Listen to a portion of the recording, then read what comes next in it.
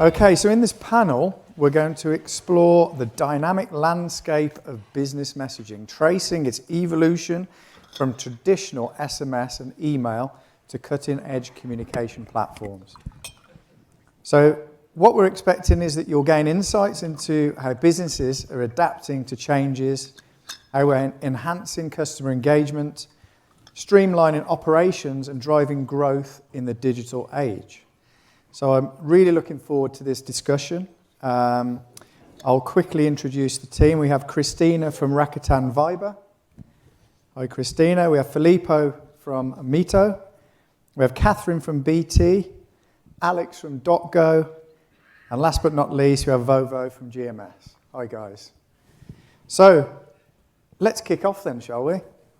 And maybe if I come to each of you first with these questions, and just if you'd like to, just introduce yourselves as well. So I'll come to Cristina first. I'll put you on the spot first. So how have you seen business messaging evolve over the years? Thanks for that. So I'm Cristina, I'm the CRO at Viber. It feels like I'm on stage with MEF very, very often, way too often, probably. And I'm being asked similar questions each time, and each time I come up with a different answer, which is also a very interesting way of answering. So, of course, business messaging has been evolving. Viber is rarely mentioned in all the stats and graphs that you are shown at MEF, mainly because we don't focus on the tier 1 markets.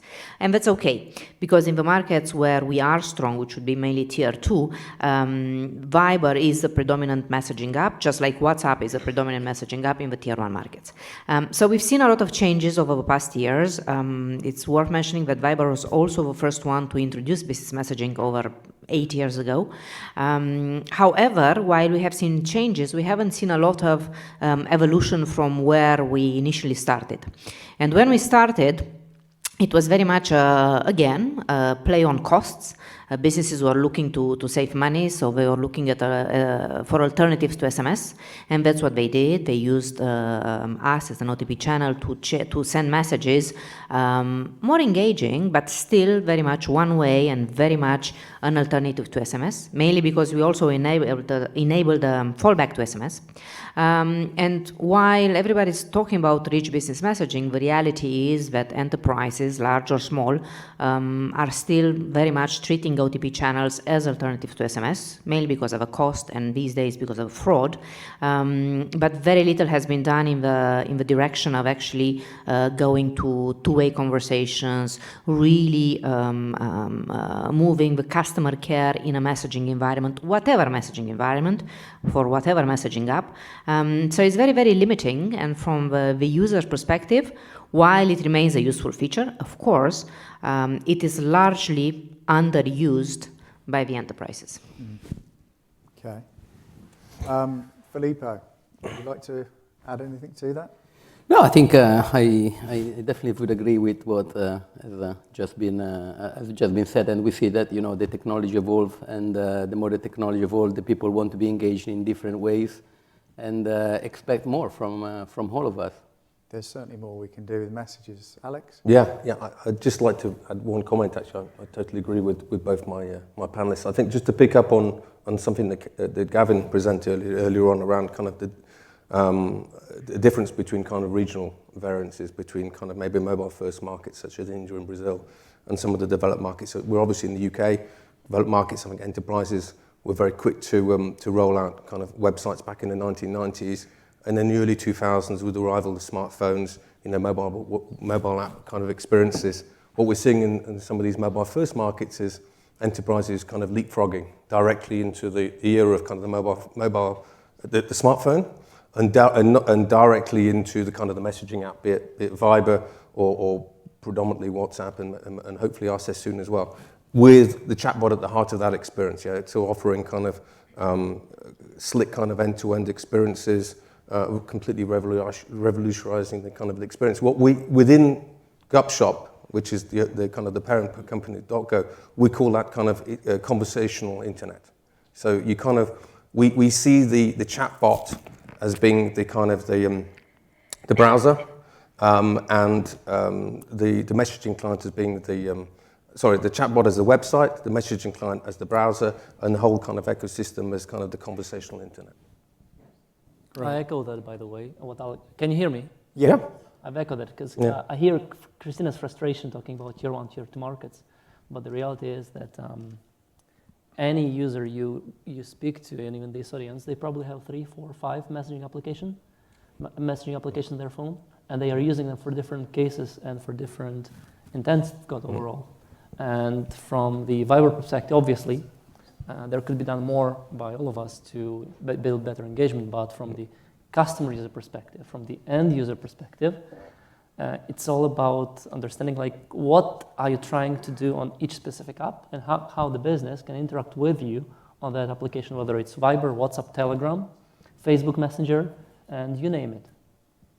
However, as a user, unless you are luckier than me, I can say that my experience is equally poor across all the messaging apps that I'm using when I'm talking to businesses. And that includes all the businesses that try to message me in the UK or in Spain. So it's extremely basic. So Catherine, you have obviously spent time at GSMA, the company that is now Tata Communications and now EEBT, if I'm right. So how have you seen things change and evolve? Just I know that Cristina was sort of speaking from a Viber perspective, but I think a lot of the challenges are, again, very similar across different, I specialise in RCS and rich communications.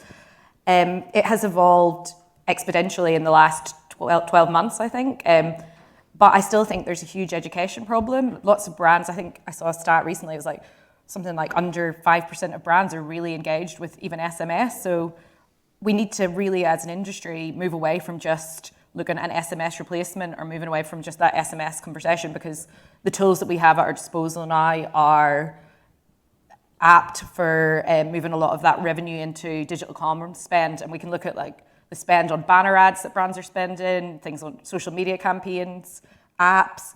If they move 10% of that into even the business messaging channels, we would see our revenues go through the roof. And that's, I think, the focus has sort of been, especially sometimes on retaining the revenue that we have, but we need to look at how we can expand it out.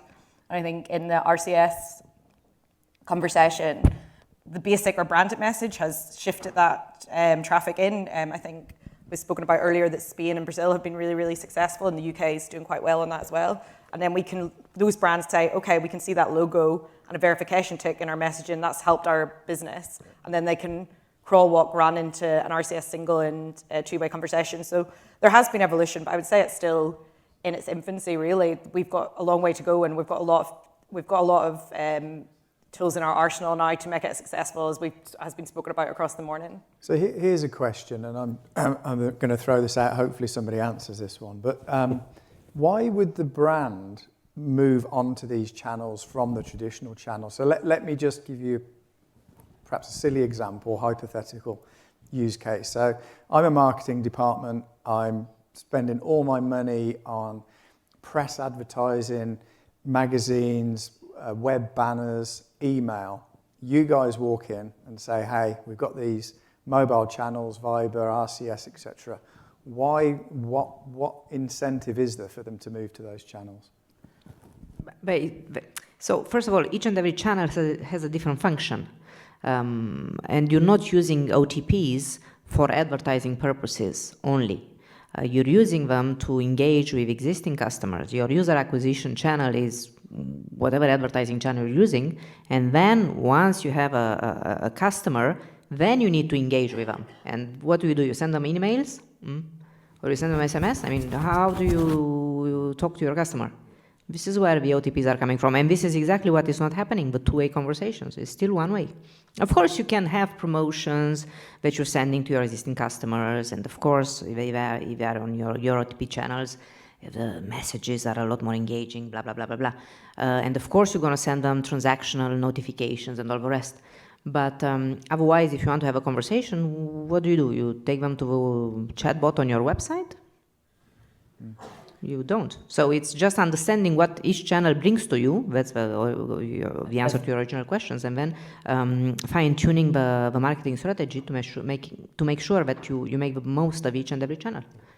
It's a kind of, you're kind of taking us with that question in a slightly different dimension that where the question should really be. The question is, what marketeers of the world are trying to achieve? And it's not about the channel itself. It's about what specific goals, specific objectives they have in their daily life. And typically, you're looking at whether you would like to go through the funnel or through the growth loop, whatever you name it. It's all about figuring out how to make people aware that you as a business exist, get their interest on board, activate, engage, and make them refer and return back to and spend money with you. And at the end of the day, it doesn't really matter what channel you're using or what you would use. It actually matters, because the reality is whatever gives you best conversion rates across the whole funnel of your customer interaction should be your channel or platform or tool or solution of choice to get these conversions in. Because people build businesses to make profits. So if it's at the moment, if it's an email that is serving as the best service notification channel, that's totally fine. We as an industry should find a way to figure out for what service use cases we could employ Viber, SMS, WhatsApp, where we will prove to the business with numbers that the return investment into our channels could be higher. And this takes us to a state where we as an industry should move, this is the future of messaging, right? The panel we're having here. So we should move into us actually help understanding the business deeply and helping these businesses understand how they can employ us for their benefit. Not just like a channel, but for the real business objectives they have in place. So that's it. Okay. Alex? Yeah, no, I totally agree. I think it's got to be driven by rates of return, and the rates of return is because you're engaging with the customers on the channel they want. I mean, again, I come back to what Gavin is doing. On the 10th year of the consumer research from the MEF, consumers want to be contacted by messaging channels, because that's what they're using today to communicate with their friends and family. So engaging with them and moving away from that mass market to much more personalized, we now have lots of tools where we can actually really see and understand the intent of the customers by putting maybe AI in front of that and really trying to get more understanding what the customer wants. We can actually tailor and be a lot more specific with the offer, and that's driving the conversion rates. Yeah, going back to what Gavin presented earlier, there was a lot around social media, right? I think the certainly younger than me demographic are using Instagram to chat to one another now. Yeah. That's where people are. And I think the one word that stands out to me that you said there, Vova, was engagement rates. Yeah. Because if you can talk on the right channel, the right way, and it increases engagement, and ultimately, it might close a sale, or it may get the information through quicker and better on that channel. That's what we should be aiming for, right? Sorry. Yeah, just wanted to add something to this, which something that we kind of rephrase to from omni-channel to omni-experience, because at the end of the day, is part of the answer sits on the slides that we were going through this morning, where depending on one hand the use case that the company want to achieve versus what is the target audience, that's where is the dilemma sits. What is going to be the best channels to reach out? But also, nonetheless, we have to take also into account the fact that companies got budgets. Like, brands, they always need to think to say, okay, we want always to achieve the best, trying to be effective. And again, that's where, the consultative approach of say, okay, let's sit down and review, what we wanted to achieve and what's going to be the best. But also, to add to this, I think, the value of having multiple channels is the fact that one channel can be the failover of the other. I'll give you an example. We are sitting here in the nice place in central of London. My phone doesn't have reception, but I've got data. So if I want to make a transaction, how the company is going to reach me. So, there are multiple factors. There are a lot of opportunities, complexity, but I think, at the end of the day, how, we help the businesses to simplify and to reach out those audiences. Yeah. So maybe going back to Tim's presentation about number finding, if you like, the right carrier, maybe we should be finding the subscriber on the right channel. But I think, I bet you to go into an enterprise business and try to explain to them all the complexity, you even add more confusion to them. So that's where is our role sits, okay. Well, that's a good point. So maybe on a practical level, Filippo, if you're the right person, but I'll come to you. How are brands engaging with these types of channels? How are they bringing that into their strategy? Very good question.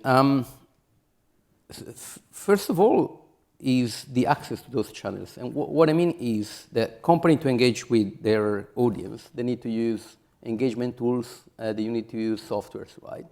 So you got the legacy tools where they were designed initially to support email and SMS, and of course, the more the technology evolved, they had to plug in other channels, right? Then sometimes it's not really working as the channels were designed for, right? To engage and to send whatever the business wanted to send. Then you got the newer software service provider that, of course, they build all of their infrastructure, making sure that, every plugin can work simultaneously. So I think the main challenge for the business is that's where they've got their core CRMs where all the data sits, where they want to, reach out to their customer base. Sometimes they're forced to use additional tools that are not 100% integrated within their ecosystems of data. Therefore, just to get an answer to say, okay, how successful was the engagement or whatever. What we foresee is that within the next 18, 24 months, let's say the landscape of the software as a service and the engagement tools will be, to an extent, up to speed to pretty much give access to the brands and enterprises to use in the way all the omni-channel are designed to be effective. Okay. So while we're on this kind of subject on a practical level, I'll come to you, Catherine, next. I'll pick on you. Can you give us some kind of recent examples and use cases on where this has been successful for brands and businesses? You don't need to name the brands unless you are allowed to do so. There's a few. So I guess within BT, there's sort of two organisations. It's the wholesale, which obviously channels into the CPaaS providers, and then we've got our own function called BT Smart Messaging. So it's been a real benefit to me to see how these brand conversations take place on, between CPaaS and brand, because you can see exactly what their challenges are and what they're wanting to achieve. I think recent successes we've seen have largely been around branded message. There's a lot of concerns around fraud, as has been spoken about this morning. So branded message takes away a lot of the threat from fraud because the messages are going through a brand verification. What does that actually mean, branded message? Sorry. So that basic message, we call it branded message in the UK because, well, basic's not the best name for everyone knows. Okay. From a marketing perspective, but branded's got the logo, and it's got the verification tick. So for example, we've done a use case within BT Smart Messaging with DPD. So if you've got an Android device now and you get a message from DPD about your delivery, it'll be a branded message. And they have done that because, first of all, brands have invested huge amounts of money in their brand and their brand image and their brand. They want their brand to provoke an emotion and certain recognition from their customers. So DPD have done that and I think that's when I ran a showcase day for RCS in October last year, and that was the thing I think that really, really excited people, was getting that brand into their message. And EE are going to be moving, as you might have noticed, EE have done a huge push with a new rebrand about 6 months ago. So it's been on billboards all over transport in London. There's been a big TV campaign. So when we spoke to them about RCS branded message, getting that logo into their messages, it was of paramount importance to them, obviously, because they want their brand to be something that customers recognise and are excited by. So I think that's... Is there any, sorry to interrupt, is there any tangible results from that? By doing that, what has happened? What is the brand? Because it's just an upgrade to SMS, essentially with read receipt, the logo, and the verification. The big thing for companies like DPD has been being able to see how many customers are actually engaging with their messages, which is obviously a big coup, and and then they can see how successful their delivery messages, etc., have been. But that has obviously allowing brands to then go into that single message in two-way on RCS and think about the use cases for them. And I think a mistake that may have been made over the years, as you said, I've worked on this for quite a bit, is that we were trying to put out these really all singing, all dancing RCS campaigns too early. And we can see now that starting something simple actually is the best way, because I guess a marketeer within X brand doesn't have 2 months to build out a really intricate campaign that's going to reach a certain demographic of their customers. And we can talk about how the conversion rates are much higher on our messaging channels, and the attention value of the messaging channel is excellent, as we all know.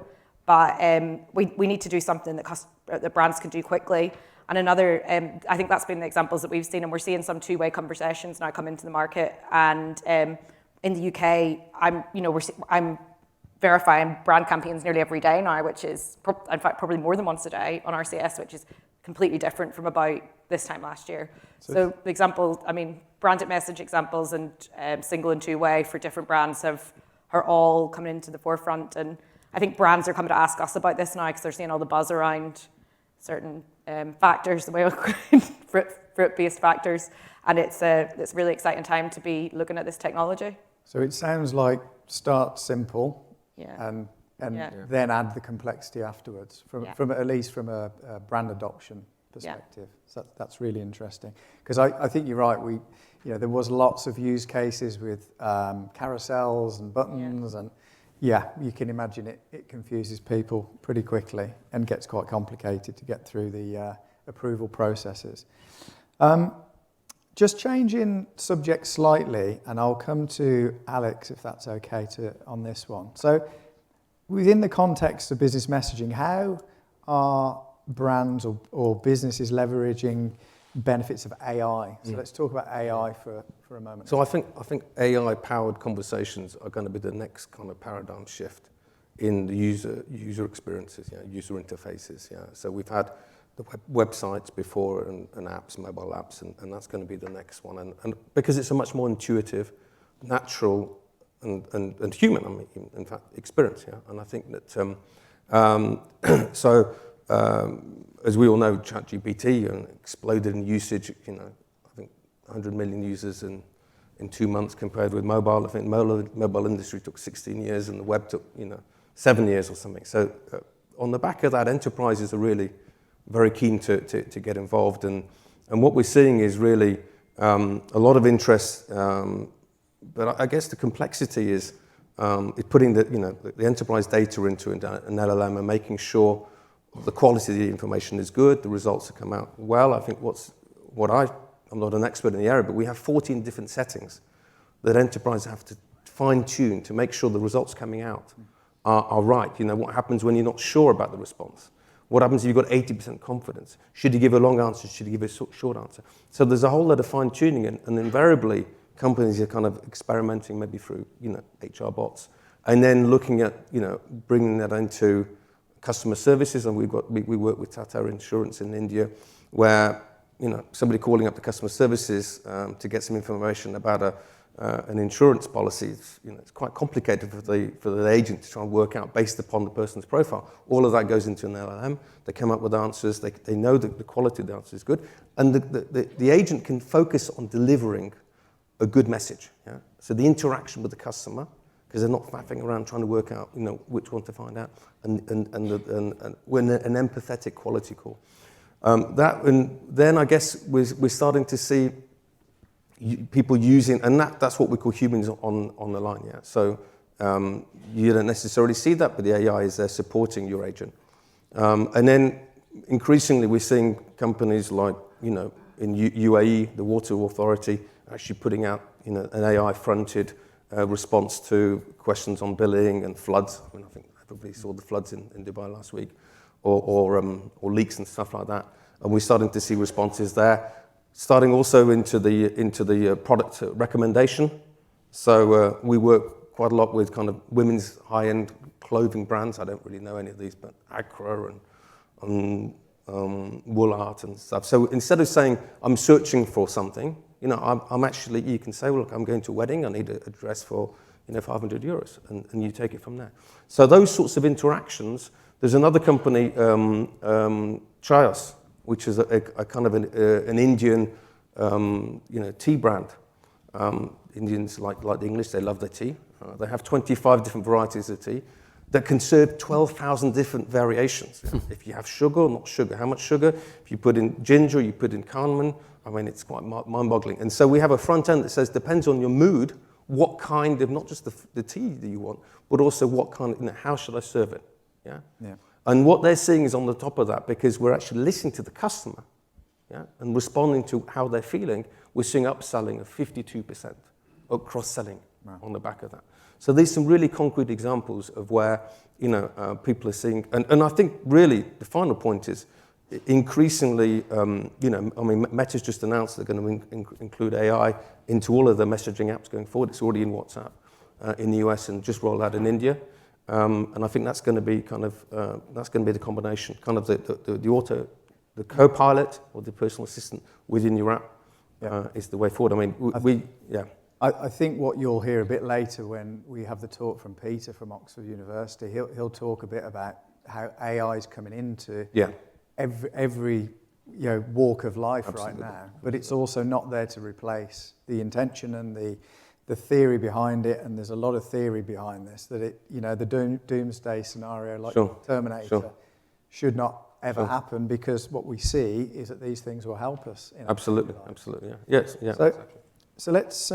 We're just trying to cram quite a lot in to this session. So I apologise if I'm changing around a little bit, and we can carry this on in the break. But let me change slightly again, because we're talking about the dynamic landscape of messaging, and I'm going to ask a question to Vova, and hopefully you can answer this. But what about other emerging technologies? So beyond AI, if we think about voice assistants, augmented reality, is there any of those other types of features?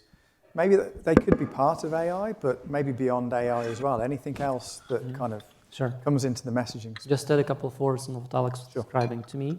It's important to also decompose AI as a notion into specific tech and product components that are actually powering the experiences. In this case, it almost sounds to me, Alex, that we do not yet scale generative AI application that much, because each company, even if the use case is more or less the same, the quality of data, access to data, processes, internal systems, operations are different. So consequently, you end up with building a tailor-made solution for each company, even if the use case is the same. And the end state, at least the current evolution of the AI for me, is a combination of each company having access to its own large language model that is combining generic knowledge, but they're also in-house proprietary data, and then a couple of tools and interfaces around it to tweak and fine-tune the specific model for any use case, whether it's internally facing or externally facing. And now if you go beyond that, to me, the set of technologies that are actually enabling us to build delightful user experience going forward are revolving around a pillar, which is 5G and 6G connectivity, that is actually unlocking access to better channels, and 3 overlapping sets of technologies. One is AI, another one is all things immersive reality, which is AR and VR, and the last one, which has been neglected for the past couple of years after the hype, are decentralized experiences, so blockchain-related techs. But if you go back to what you were mentioning, in the early days, we're looking currently at AI assistants, or chatbots, whatever we call it, rise of voice. We clearly see how AI voice gets much smarter and much more humane. And you were bringing up augmented reality as well, as far as I recall, right? So for these 3, obviously, powered by the large language models and fine-tuning those, you can get much more personalized interaction. You get something that matters, and I'm not going to stop on this one because it's obvious. We keep talking about this in every single session we have. What matters much more to me is that AI and voice and AR interfaces are opening up the world of business and end user interaction to people with special needs. So inclusivity and ability for people who can't really use touch-based screens or who can't really voice for some reason can find another way to interact through their eyesight, for example, something else, just helps us build a better human kind of world. That's unbelievably important. Same applies to AR and virtual reality, augmented reality. To me, these 2 are going to unlock, while inclusive use cases, but these are going to help us reimagine how we are actually interacting with the businesses through something we have never seen before. And for that, I'm going back to the very first point when we were discussing about, hey, marketers using channels, or Viber is tier 2 country. It doesn't really matter a tier 2 channel. It's all about you as a business understanding your user well, being able to get data, and use the data to serve the most delightful experience of that user, whatever channel it is in the end, and to achieve the conversion and the engagement rates you're looking for. So that's about it. Yeah. So I think it was mentioned in there somewhere around kind of personalization of messages as well. And whilst the if you like, the back-end systems and technology is becoming more sophisticated, it's enabling us, or you guys, from a technology perspective, to personalize better. So how do you strike that balance in what you do in terms of communicating to the end consumer? So you have to make sure, obviously, that data privacy guidelines are upheld, but you want to personalise a message at the same time. So talk me through some of the challenges that you face in that area. Not necessarily just to you, Vova, it's a question to I'll pick it up quickly and then Okay. let everybody else add. Or you can go ahead if you'd like to. I think I would go back to the initial point where, there is a lot of technology out there that is definitely are creating a lot of excitement because, of course, artificial intelligence, augmented reality, all of these things is absolutely brilliant. I think to be realistic, we need to see how those things will be plugged in within the reality. And when I talk about the reality, I'm talking, again, an enterprise using a tool to engage and use all of those technologies. So what we see at the moment, of course, there is a big hype on the artificial intelligence where, you use the conversational stuff. Sometimes you hear, people complaining, oh, but the bot, it doesn't work. But I can tell you that probably all of us got plenty of bad experience with even humans. So it's not about the bot of this. I think it's just to find the right balance among how to use this technology and, again, to improve the Omni experience. So I don't think there is let's say, right or wrong answer there. I think is, again, going back to the technology that the company use because that is the core from where, all the communication are triggered and managed, and take it from there. And I think, within the years, of course, all of those software will improve, and then we'll embrace the possibility to use at full steam all the technology that is out there. So It all does call for a better and robust controls.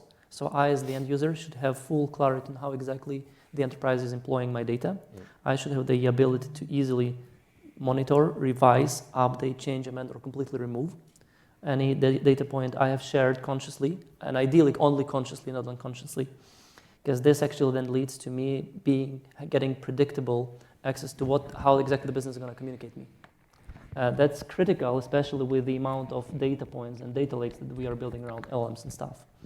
And the second bit is you can get however much access data you want and put all the policies and processes in place.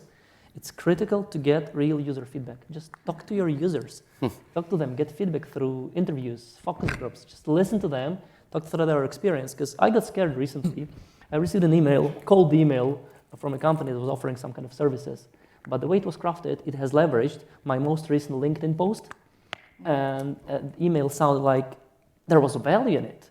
Because the email was a response to my LinkedIn post in a very smart and kind of inviting to a conversation way, in an inviting conversation way. And I was like, yeah, I'm tempted to respond because finally, out of hundreds of cold emails I'm receiving, this seems like someone has took their time to read through my LinkedIn and and stuff, which is not the case, really.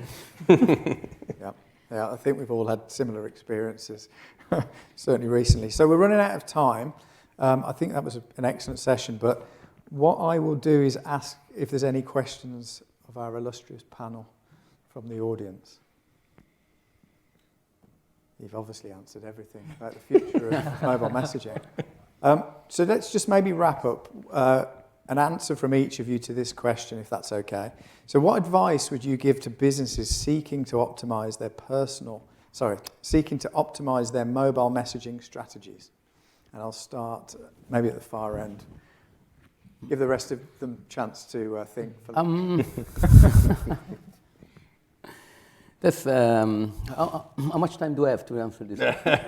About 10 seconds each. Well, I would say come and speak to us, but that would be out of references. But I think is looking the geography, looking not necessarily in order, but looking the audience that need to be reached, and try to find the right balance between the best channels to be used to communicate to those people based on the use case. Great. Catherine? I think it's very much about looking, basically, right channel for the right time, for the right customer, and making sure that brands are looking at what their customers actually require and what they want to receive, but also, as a brand, look at the case studies that are there, look at the return of investment you can get from these messaging channels and build your marketing strategies around there. And don't just bring legacy SMS staff to these meetings, bring marketeers and strategy people to ensure that you get some spend. Not procurement. Cristina, thank you. Yeah, so very much in line with what's been said already. I'm looking at the different channels that you are using, attributing clear KPIs or at least defining some KPIs and what you expect from each and every one of them, and then fine-tune really a strategy that is matching what you're expecting to get. Great, thank you. Embrace the move towards the conversational internet. Yeah. So so that means move away from notifications to engagements with the customers. I think the move towards basic RCS in the very short term makes a lot of sense on SMS. Pick maybe a use case on, let's say, ads that click to chat, to personalize that and build that tracked KPIs and take it from there. Great. I take it again to CX, become the extension of the business in understanding the end users, the customers of the businesses, and deeply caring about them. And once you get that understanding, you'll be able to employ any channel to a specific part of the journey that specific user is with the business on. Excellent. Thank you very much indeed. So thanks again to the panel. Thanks to Cristina, Filippo, Catherine, Alex, and Vova. Thank you. Thank you. Thank you. Thank you very much. Thank you.